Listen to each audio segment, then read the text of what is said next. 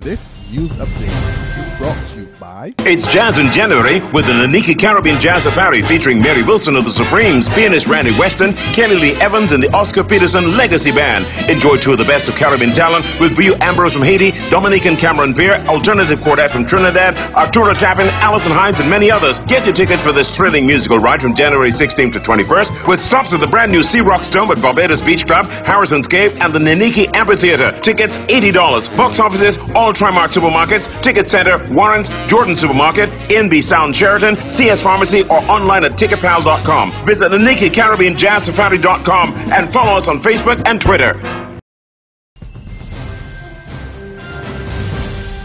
This is the 6 p.m. Barbados Day update for Monday, January 13, 2014. I'm KAYMAR Jordan. We begin with the very latest on the high-level talks at government headquarters this evening, chaired by Prime Minister Frendel Stewart. Those talks, involving top union leaders, were aimed at saving public sector jobs ahead of Wednesday's start to government's formal retrenchment exercise. Ryan Gills has the very latest. From government headquarters, we've been told that the January 15th date for the start of government's retrenchment exercise to begin, as announced by the Finance Minister Chris Sinclair in his December 13th ministerial statement, has been revised. It's been pushed back to the end of the month. We're also hearing that the list of persons to be sent home from within the civil service is not yet complete. All of this has come from the Prime Minister Frendel Stewart, who, as he emerged from a meeting this evening with the Barbados Workers' Union, the National Union of Public Workers, the Finance Minister and the Labour Minister, told the media that despite these amendments, the roadmap was still the same.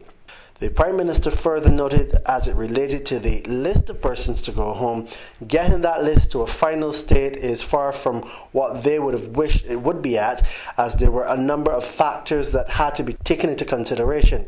But Prime Minister Stewart did, however, say that the outer limits for getting that matter resolved from, of course, a ministerial point of view was at the end of January. Ryan Gills reporting for Barbados Today.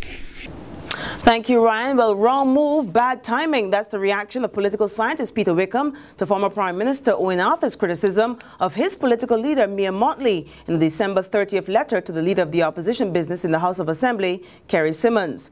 Arthur said in the correspondence he had no confidence in Miss Motley. Speaking from France, Wickham says the timing of Mr. Arthur's comments is off, and so are the comments. I think that the people of Barbados are looking to the BLP to offer some level of comfort and guidance in terms of the turbulent issues that we're dealing with. The Democratic Labour Party administration is an extremely delicately balanced one, and it is not an unlikely concept that is a government that could collapse where the appropriate situation is in place. And I think that it's unfortunate that Mr. Arthur is creating an environment of doubt and suspicion by these attacks on Motley. Meantime, opposition leader Motley is insisting she will stay the course and won't be sidetracked. In a prepared statement issued earlier today, she refused to focus on Arthur's comments about her leadership ability. But she did respond to his complaint that she had publicly nominated him to serve as a member of an eminent persons group without his consent. In our ranks, I looked around and I could think of no better or more qualified persons than our former Prime Minister, the Right Honourable Owen Arthur, who served this country with distinction for 14 years, and Mr. Erskine Griffith, a former Director of Finance, who was at the forefront of the resolution of all of our major economic challenges for the past 40 years. I believed then, as I do now, that Barbados needs its best brains and its most experienced persons at this time.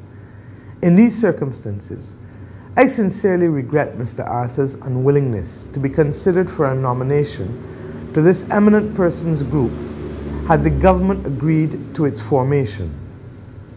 In this vein, I apologize for any offense he may have taken. Arthur could not be reached for comment today, but ordinary Barbadians weighed in on the obvious divide within the hierarchy of the opposition party. Right, at this time I don't think it's wise to make that kind of statements about the party, because I think that she's doing a fairly good job with the opposition, and she's keeping the LP on the pressure I don't think there's nothing more that she can do because she's not the government, but she's keeping the people abreast of what's going on and keeping the DLP on the toes. I think Mia Montley is doing a very good job. Arthur is my Prime Minister. I support the position. I like him. Arthur needs to step aside and let Mayor do her work. He has his thing where he needs to lead. Everybody's leadership is different. You know what I'm saying? So he had his thing leading. She do what her turn to lead. Whether she do a good job or a bad job, so I give her a chance. In sports, Barbadian Deandra Dottin will not be playing in the upcoming West Indies tour of New Zealand starting next month. That's because she's been suspended by the West Indies Cricket Board. In announcing its decision today, the WICB said the Barbadian, who is one of the leading cricketers in the women's game, has been ordered to undergo evaluation and counselling and be monitored for a year. Her suspension relates to an incident during last year's Women's Tri-Nation T20 series in Barbados, in which the WICB said she displayed this behavior that could bring the game of cricket into disrepute. The 22-year-old Dottin has apologized for the incident. There's regional and international news after this short break.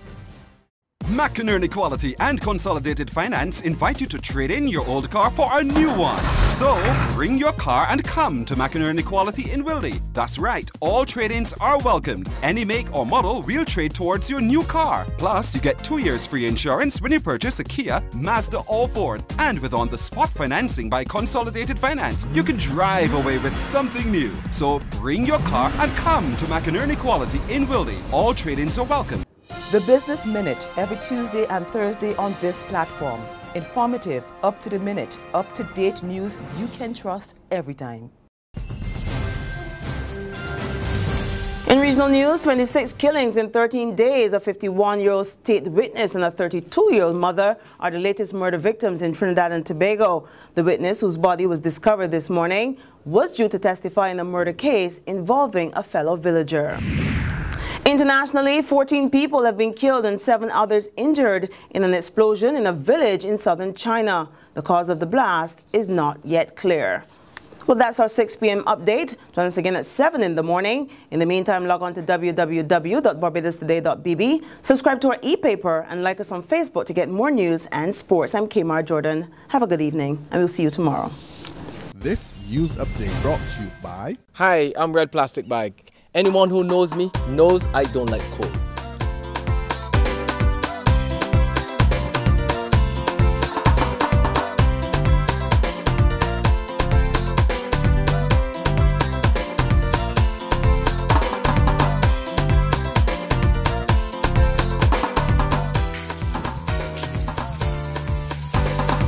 Sunshine reigns in my country. I love it. Yes, your sun power.